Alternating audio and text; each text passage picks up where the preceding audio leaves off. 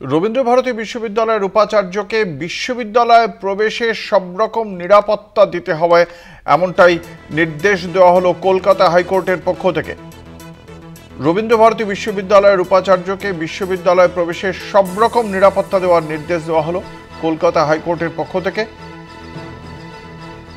নির্দিষ্ট বিজ্ঞপ্তির জেরে উপাচার্যই বিশ্ববিদ্যালয় প্রাঙ্গণে তিনি বিশ্ববিদ্যালয় চত্বরে প্রবেশ করতে পারছিলেন না। সেই বিষয়ে আগেও মামলা হয়েছে এবং সেই মামলার ক্ষেত্রে দুটি বিচারপতির এজলাস থেকে অবশেষে বিচারপতি বিশ্বজিৎ বসুর এজলাসে আসে এই মামলা। বিশদে জানবো মামলা সম্পর্কে। আমাদের সঙ্গে রয়েছেন আমাদের প্রতিনিধি পীযূষ কান্তি নাগ।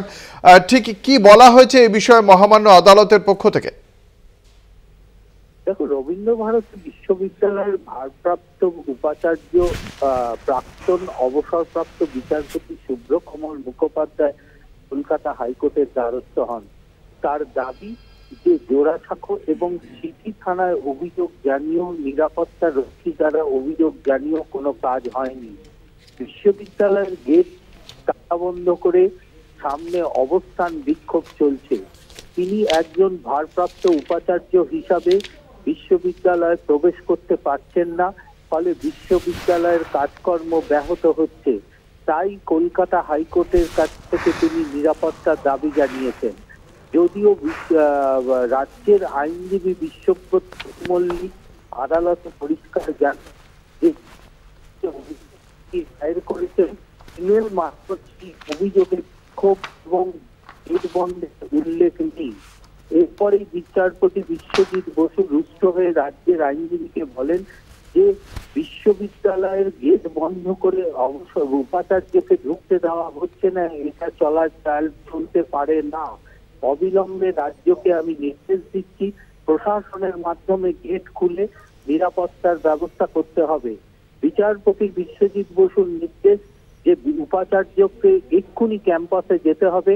সেখানে যদি তিনি বাধাপ্রাপ্ত হন তাহলে তিনি অবিলম্বে হাইকোর্টকে জানান। তৎক্ষণাৎ তার আইনজীবী তার ভারপ্রাপ্ত উপাচার্যের সঙ্গে যোগাযোগ করেন। তিনি কলকাতা হাইকোর্টকে আশ্বস্ত করেছেন 30 মিনিটের মধ্যে জোড়াসাঁকো ক্যাম্পাসে তিনি যাবেন। বিচারপতি বিশ্বজিৎ বসুর নির্দেশ, জোড়াসাঁকো থানাকে অবিলম্বে তার নিরাপত্তার সম্পূর্ণ ব্যবস্থা করতে হবে এবং ক্যাম্পাসে ঢোকার জন্য যাতে কোনো অপ্রীতিকর ঘটনা না ঘটে সে বিষয়ে লক্ষ্য রাখতে হবে। অর্থাৎ অবিলম্বে তিনি জোড়াসাঁকো ক্যাম্পাসে যাবেন এবং সেখানে বিশ্ববিদ্যালয়ের ভেতরে ঢুকবেন। বিশ্ববিদ্যালয়ের গেট খুলে দিতে হবে, অবস্থানকারীদের ওখান থেকে সরিয়ে দিতে হবে যাতে করতে কোনো বাধা সৃষ্টি। একেবারেই। অপরদিকে জোড়াসাঁকো সিটি ক্যাম্পাসে ঢোকার ক্ষেত্রে বিচারপতি নির্দেশ, আগামীকাল যদি কোনো এ বিষয়ে অসুবিধা হয় সেক্ষেত্রে আদালতের দৃষ্টি আকর্ষণ করে বিষয়টি জানাবার জন্য। ধন্যবাদ। আমাদের সঙ্গে ছিলেন আমাদের প্রতিনিধি পীযূষ কান্তি নাগ।